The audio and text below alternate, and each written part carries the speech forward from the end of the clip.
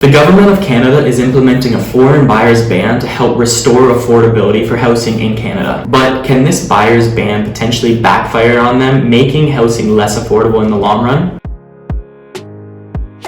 Before we get into this video, I ask if you can like, subscribe, and share this video with family and a friend, as it will help my channel grow and reach more Canadians who are looking to learn about the mortgage and real estate industry. If you haven't heard yet, the government of Canada is implementing a foreign buyers ban. It actually started January 1st of this year, and this ban is an attempt to decrease the demand for housing in Canada, leading to housing prices dropping. If you haven't seen it yet, I created a video explaining this ban more in depth a couple months ago. I'll link that video in the description below if you'd like to go check that out. So the Global News recently released an article talking about this ban, and I read through it and I thought it was really interesting, so I'm going to share it with you guys. So in this article I'm going to be sharing in a second, it's pretty much talking about why the government put this ban in the first place and how this ban can potentially backfire, making housing more unaffordable in the long run. So here's the article published by the Global News. It was published January 4th of this year, so recent, and the title is "Foreign Buyers Ban Won't Fix Housing Market, But Could Make It Worse, Experts Say." So what they're saying here is this foreign buyers ban was,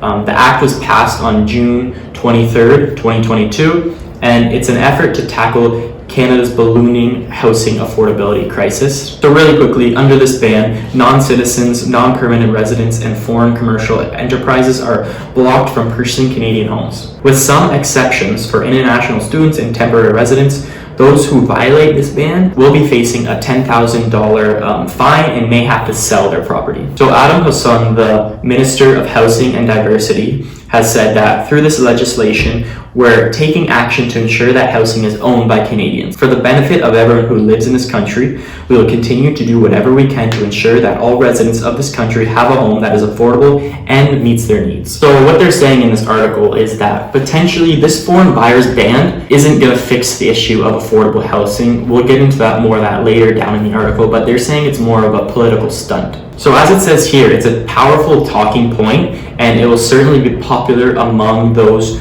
who believe that foreign investors are the reason why Canada's housing is so unaffordable. But the opinion of many housing experts say that this is more politically motivated, and it will do little to prevent unaffordable housing in Canada. So Elton Ash, the Executive Vice President of REMAC, he says that with full confidence, this will have zero effect on housing prices. He's saying that non-Canadian investors don't make up enough of the real estate transactions to actually have a big enough upward effect of the housing prices. And if you remember, back during COVID, rates were very low, and people, especially investors, were taking advantage of these low rates. Not only foreign investors, but a lot of domestic investors. During the pandemic, with historic low rates, 1 out of every 4 property that was purchased was used as a rental. So in 2020, it says that 4.1% of residential homes were owned by non-residents in 2020, down slightly from the year prior. So what they're saying is that if foreign investors don't make up enough to push up the prices of real estate, so why implement this ban,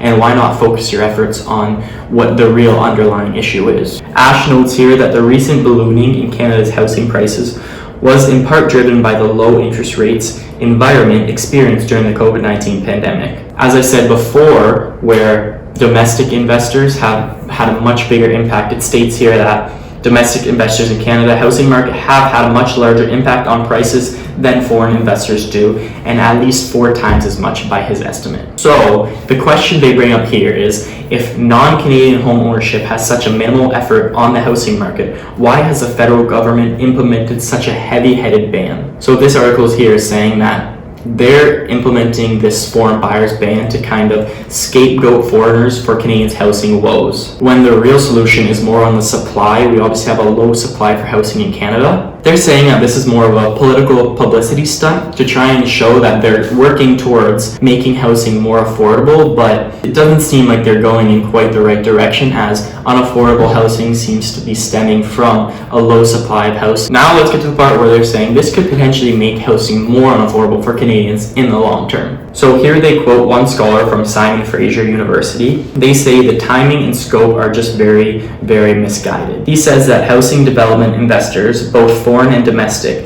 may be spooked by the federal government's extreme measure to curb rising prices, and may be less willing to cough up the capital to build new homes in Canada.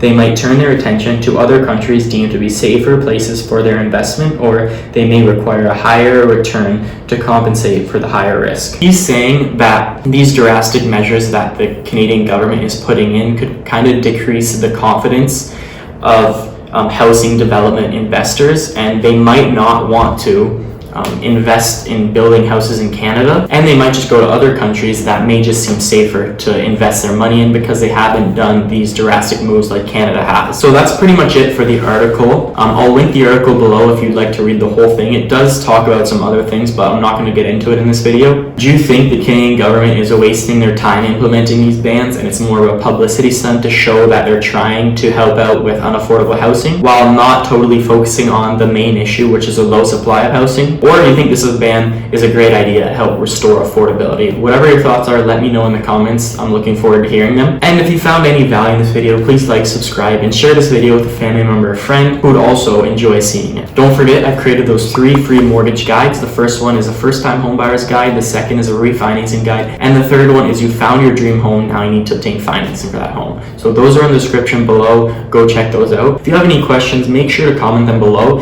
I'll make sure to answer every comment. And if you want to book a one-on-one call with me, I have my calendar link below, so go click on that, fill out a time slot, and I'll be happy to answer any questions you have.